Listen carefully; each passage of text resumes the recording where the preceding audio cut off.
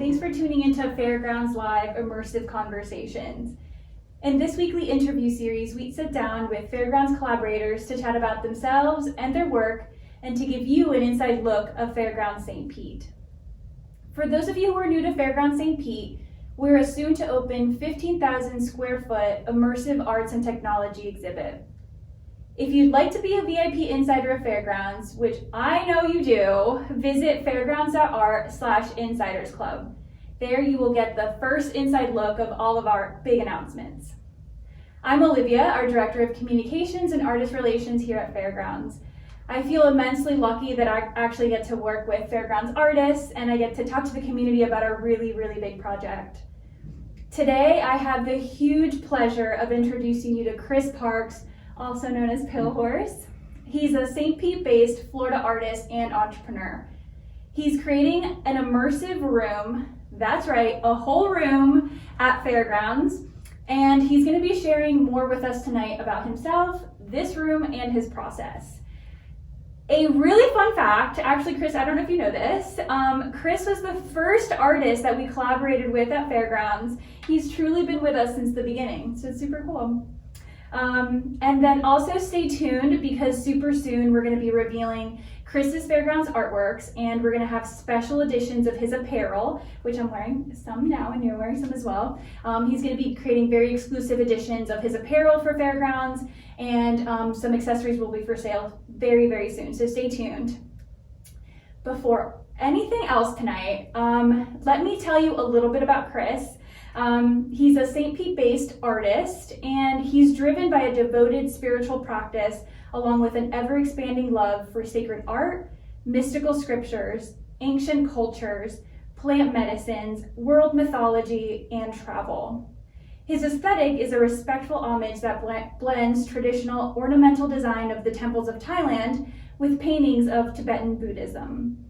With over 18 years experience as a professional artist, Palehorse has been commissioned by, listen to these, notable companies such as National Geographic, FX, Under Armour, Nike, DC Shoes, Hasbro, Live Nation, Sonos, Wired Magazine, and of course, Fairgrounds St. Pete.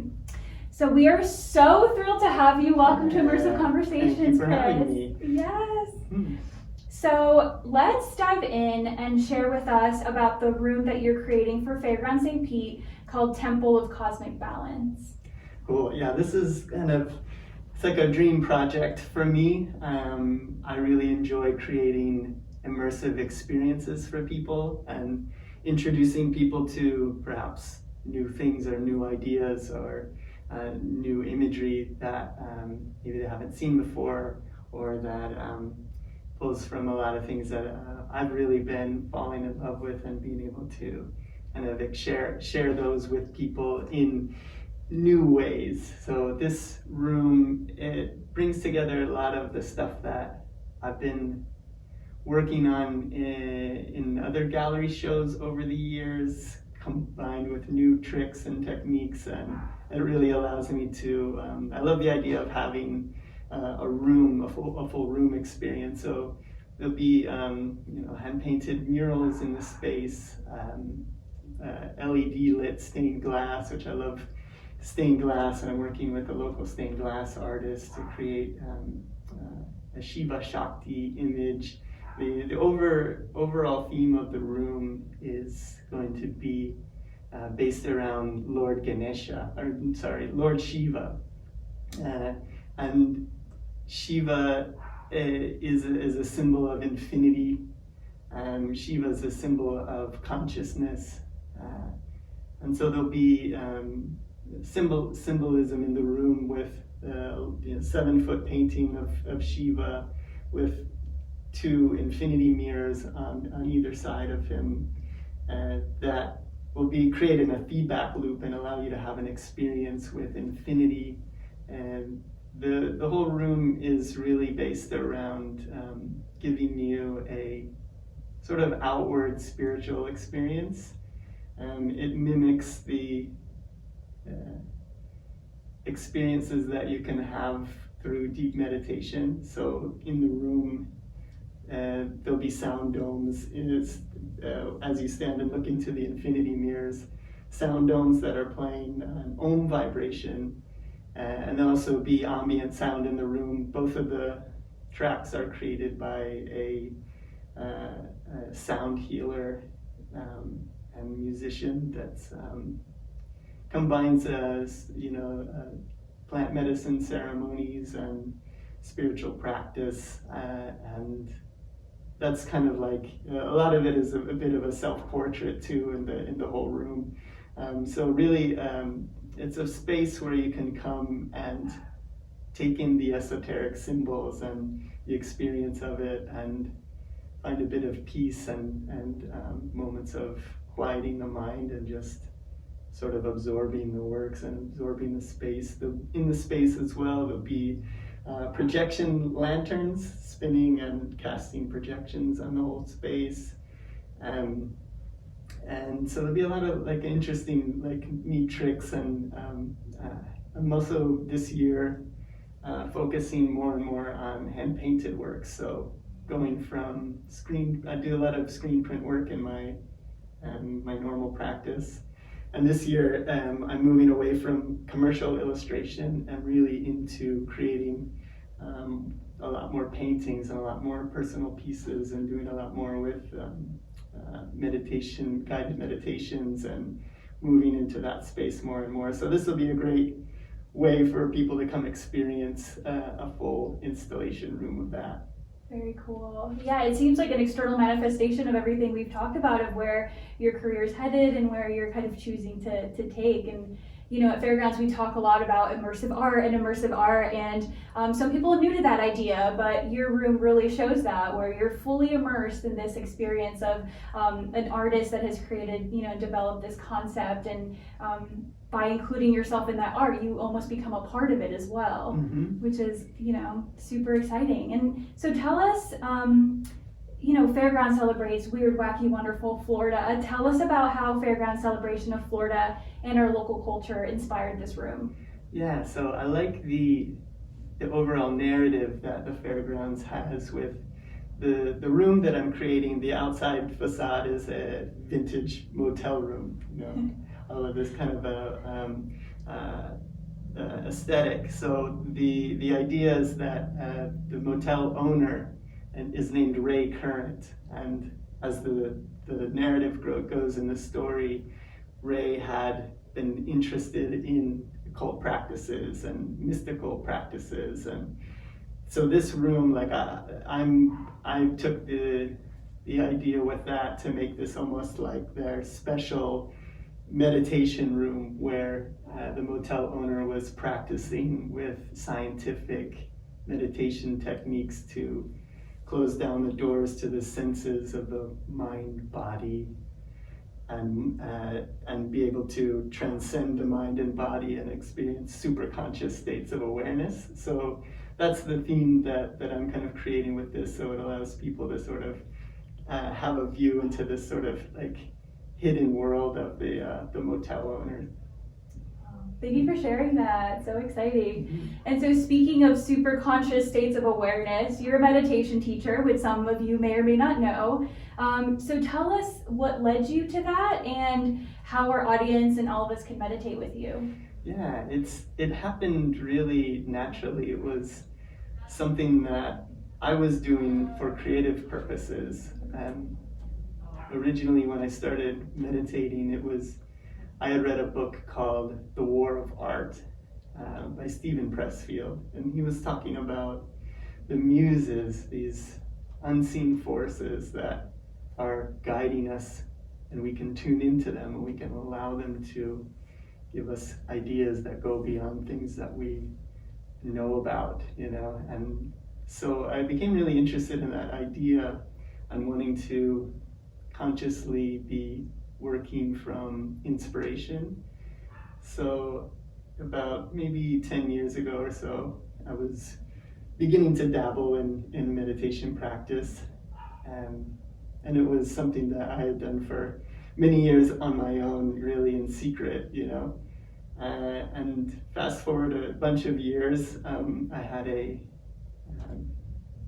apprentice that was working with me, and so I just told her, I meditate at this time of the day, and so if you're going to be here, we can do it together. And so she started practicing with me, and then that led to another friend joining, and then just slowly other people started showing up, and I decided, well, it's like, okay, before I was really just working with guided meditations and playing different techniques, and as I started having more and more friends show up, I had to really, as soon as I had one or two friends, I decided to really take it seriously. If like I'm going to be sharing this with other people. So about 2 years ago, I started taking formal training in energy control and Kundalini yoga, Raja yoga,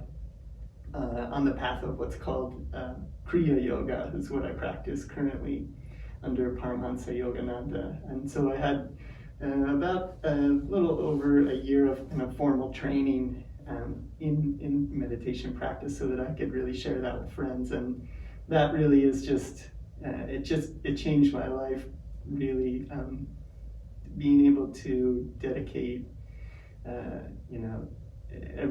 making sure that I, deciding to meditate every day, and then adding, multiple times a day. It's just becoming more and more like the thing that I'm most interested in. So now the artwork and the meditation practice are kind of becoming one. So it's just sort of a natural thing for me. And now, I was just doing these sessions in my studio.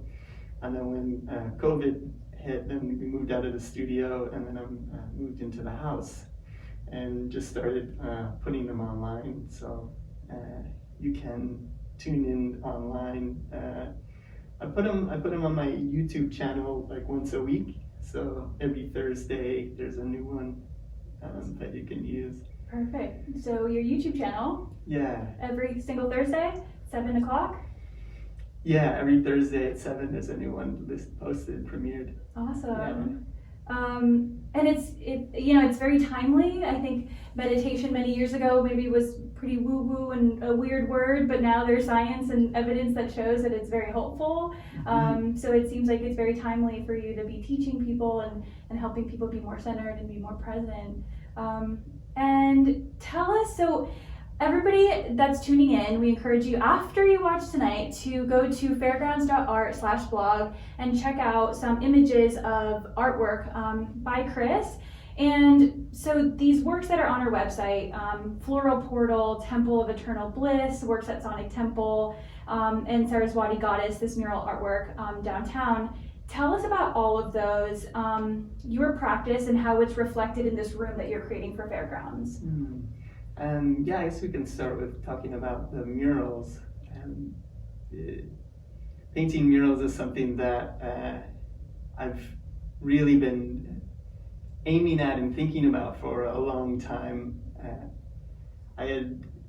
The work that I've been kind of like over the years, I've really been wanting to kind of narrow it all down so that the t-shirts and the screen prints, posters and the paintings and the murals and everything has the same vibration, the same theme, the same sort of recipe that so now being able to have that like very refined sort of aesthetic and look over the years has allowed me to create large-scale murals that reflect this work. So I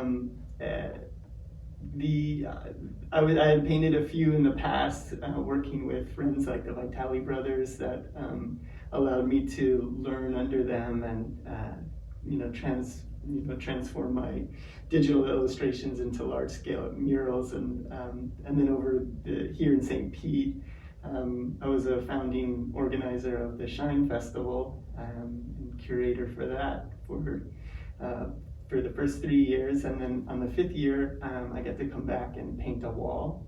So it was something that was really special to me to be able to paint a wall here in my own city for Shine, and so I painted that one with my younger brother Matthew, And so that was a really great one for us. I built a wall in my backyard and have been practicing, working on these pieces.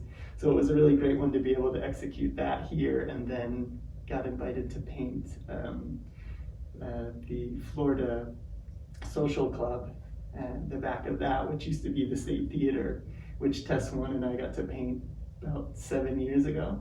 And so it was really great to come back and paint that one. And that one is an image of the goddess Saraswati. And Saraswati she's the goddess of art and music and learning. And Saraswati is often seen with another goddess named Lakshmi. And Lakshmi is the goddess of wealth and prosperity. And so oftentimes artists who are inspired by Saraswati, like a muse, begin to create really incredible, inspired artwork. And then along with that, a lot of times comes success and prosperity and money and things like that. And the idea is that a lot of people start to follow Lakshmi only, forget about Saraswati. And so the image of Saraswati, to me, is a beacon, also a message to the city, and to the people that are doing things here creatively, to not forget about that, and to not forget about like what makes art special, and what makes this area interesting and important, even though we're experiencing like a large boom in the area, not to forget about the things that made it special. Because the idea is if you start to follow Lakshmi only, then both goddesses leave and you're left with nothing. Oh wow, that's such an interesting, too much of anything, right, can be a bad thing. But I love that idea of you can have both. You can have the art, you can have the success, and together in a perfect balance of both, you can do a lot of good. Yeah. I think our city does a great job about that. And then tell us the work. Okay, so the Works at Sonic Temple, which is leading to that. There was like 41,000 people at this festival every day. Over 3 days, it was like 120,000 people. Of course, it was pre-COVID. So what was that like to have 120,000 people see your work? Yeah, that was really awesome. That festival was such a great, it's another just sort of dream project, to being able to, the entrance was a 108-foot Vishnu illustration that I did for the entrance there, and then it was a big soccer stadium, and around the soccer stadium there are all of these areas that normally would be billboards for advertising, and so we got to cover them all in artwork. And so the team, Danny Wimmer presents the who put on the festival, and they do some of the biggest music festivals for like rock and metal. So it was interesting being able to also, I come from a background of like playing in metal bands and skateboarding and all of that. So it was a great one for me to be able to create artwork that would appeal to that crowd, but also have really deep spiritual meaning for me, and the gods and the images and the symbols that I created for the entrance were really to bless the people that were there, and to really give them an experience with those invisible forces, even if they didn't know what they were. I think they sort of resonate, and especially if it's 80 feet wide or 100 feet tall. So that one was a really, really cool one for me to see and to be able to do that. And I got to do some live painting and murals there as well. So that was a really neat thing. I think music venue or music festivals are becoming a really great outlet for artists, visual artists, as well as musicians. and combining those two, I think, is really kind of where things are going in the future for visual artists and muralists to be able to paint live for people and create, show people what they're doing that maybe hadn't seen it before. Absolutely. Yeah, and you did some live paintings at that show, and I mean, just seeing the scale of those images is just like so wild, and it's got to be so exciting to see your work at that scale. Mm-hmm. And then you recently did a work that was smaller for a local commission. Mm-hmm. Tell us about the Floral Portal. Yeah. Hard to say. Yeah, Floral Portal. Yeah, so I've been working with traditional Thai ornament design and giving it really my own twist. And with that piece, that was really my first commissioned painting. Previously, like I was saying, I really focused on digital illustration work. So my brother and I have been developing the process for doing these paintings together. So that was the first one to be able to pull that off. So I'm kind of going from large down to small, so painting really large, buildings and then learning to go smaller and smaller and using the same process. So that was about a 6-foot piece there that I did. And then, going down smaller and smaller, and I just put a work in a gallery that's 1 by 1, so that allowed me to practice from going big to small and developing this process there. Wow, cool. Yeah. We absolutely love scale at Fairgrounds. We have Floridarama, for those of you who don't know, where you have a whole room dedicated to dioramas. We have diorama artists that, like you were used to, working so big, they're just like this small space, but then we have artists that look at this small space and they're like, wow, I've never worked so big. So it's, just the beauty of scale and the impact that scale has on a person when you see something really huge or something small or a door, so appreciate the fact that your career has kind of spanned all gamuts in that way. And then, so tell us more about the fact that Matthew, your brother, and you have started collaborating together. Tell us about collaboration and how that influences your work. You've mentioned a few collaborations already. Yeah. I've collaborated with a lot of people over the years, and I always like to dream up different ideas. Like for a couple of years, I was working with luchador wrestlers. And I became fascinated with independent Mexican wrestling, and that happened to be a lot of it happening here in Florida and in Tampa. And I always living here in St. Pete, there's a lot of talented artists and craftsmen and people who can specialize in different skills. So I'm always seeing what people are able to do, and I like to specialize, for my 18 years I was digital illustration only, I didn't venture out too much. My wife has been really good at helping me focus.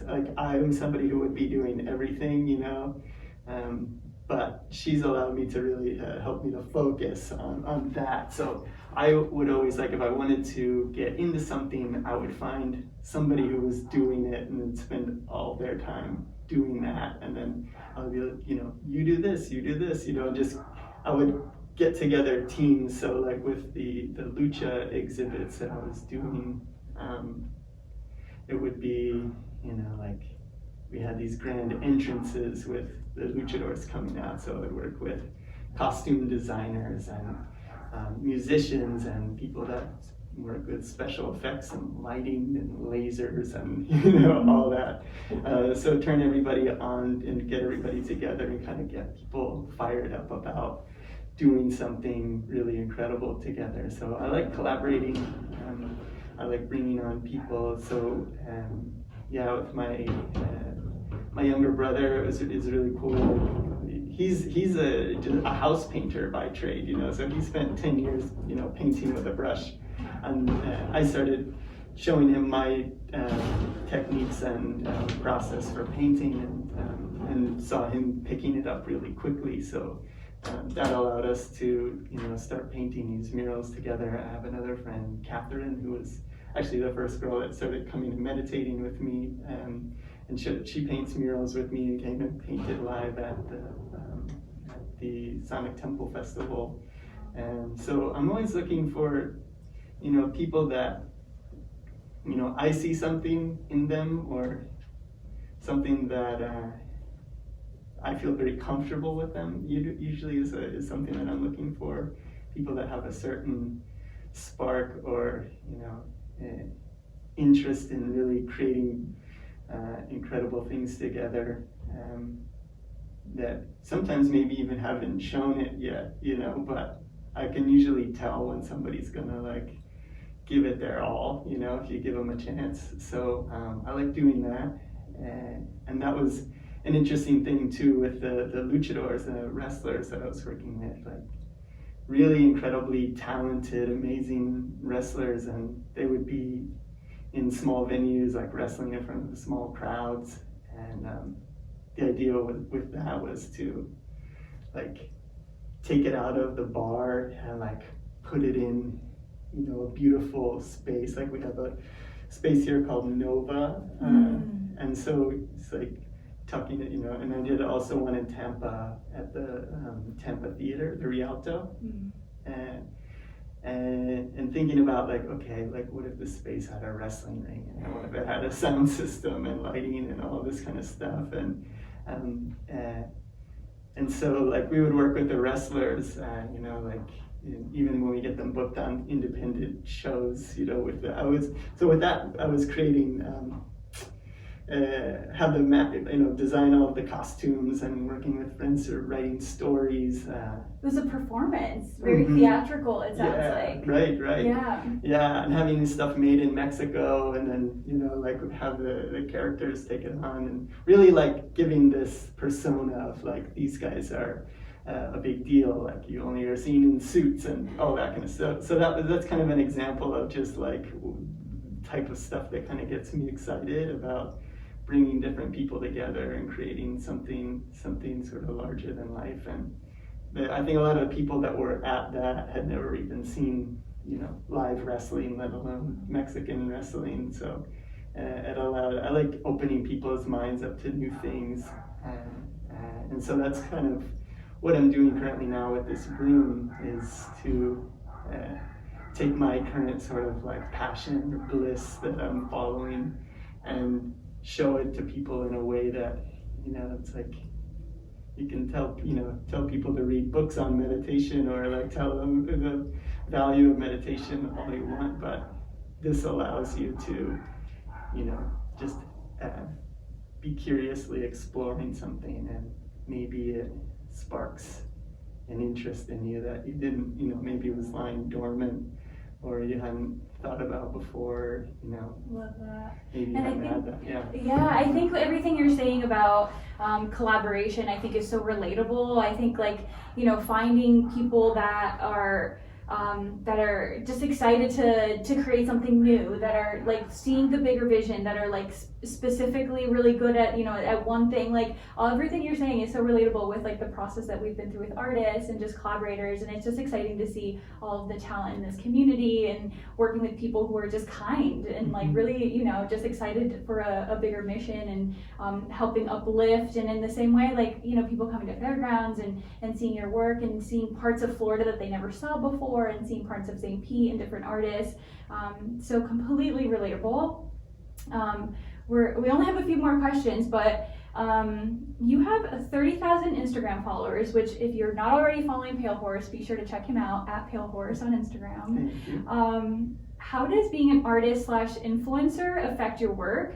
And what are the messages that you want your audience to take away with after experiencing your work? Instagram it's a fun thing as an artist to have an Instagram account.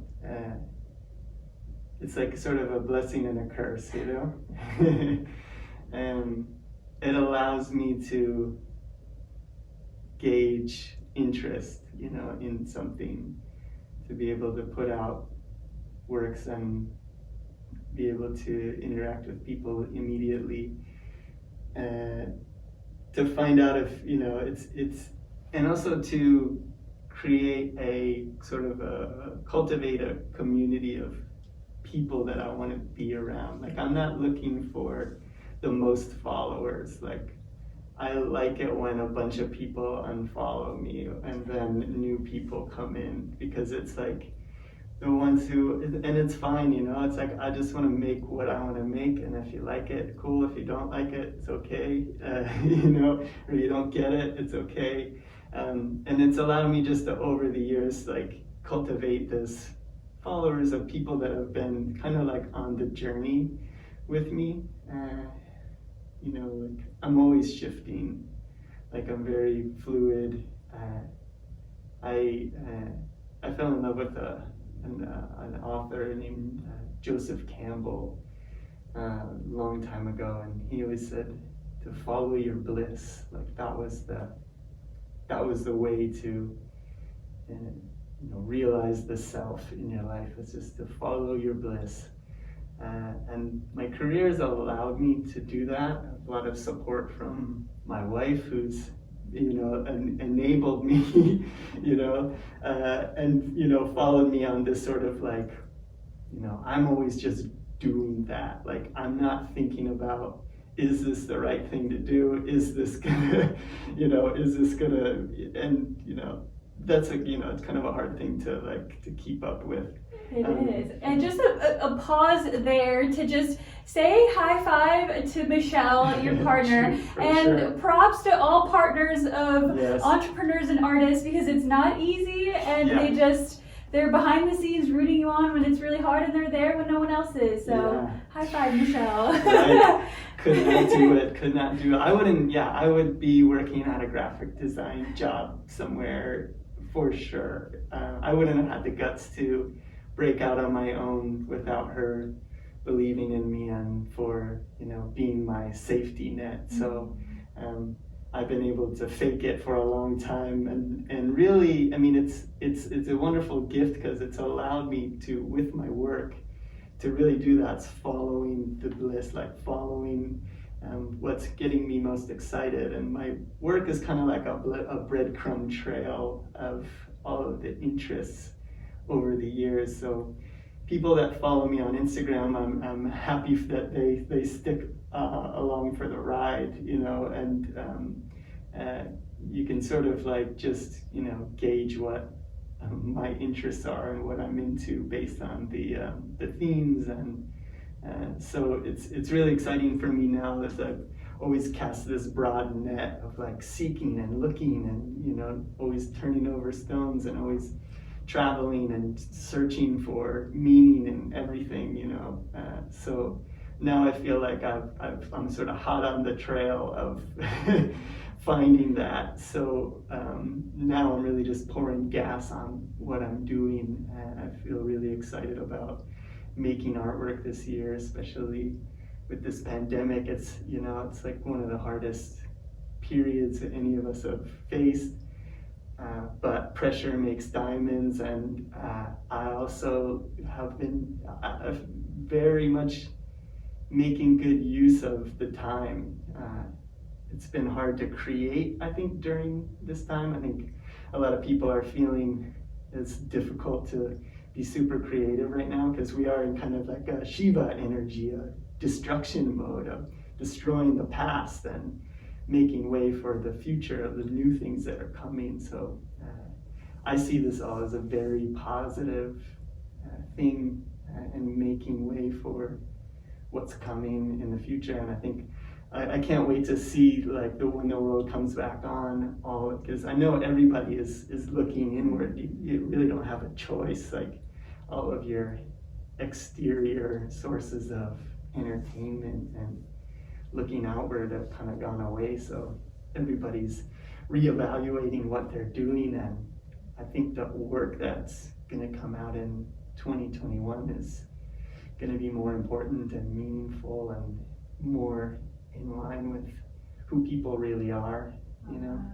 rather than following trends and wondering what people are going to like. I think everybody's thinking like, or at least people that I'm interested in following are interested in like, how can I make a difference, and what is this work that I'm doing, and what is it, what's the message, and how is it helping me, and how is it helping others, Love that so much. I think that's a really beautiful way to end.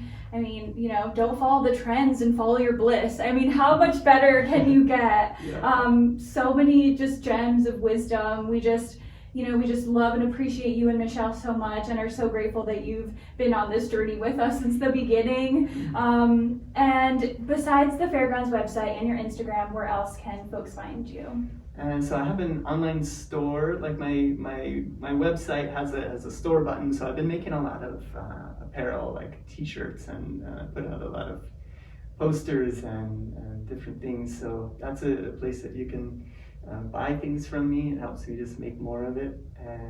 So that, and then like the YouTube is youtube.com/Palehorse illustration. And Instagram and that, and that's, I try to keep it very limited. That's a lot to manage as you have, so that's a lot. And then everyone just stay tuned. As we shared, we're going to be revealing Chris's Fairgrounds artworks, and we're going to have special editions of apparel and accessories coming out very soon, so stay tuned.